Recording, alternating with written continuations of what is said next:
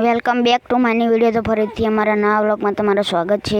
તો મિત્રો હું હવે જઈ રહ્યો છું ગામમાં। તો હું તમને ગામમાં જઈને મળું તો ત્યારે કપાસનું વાવેતર ચાલુ થઈ ગયું છે, જોઈ શકો છો તમે। તો ચાલો હું તમને ગામમાં જઈને મળું।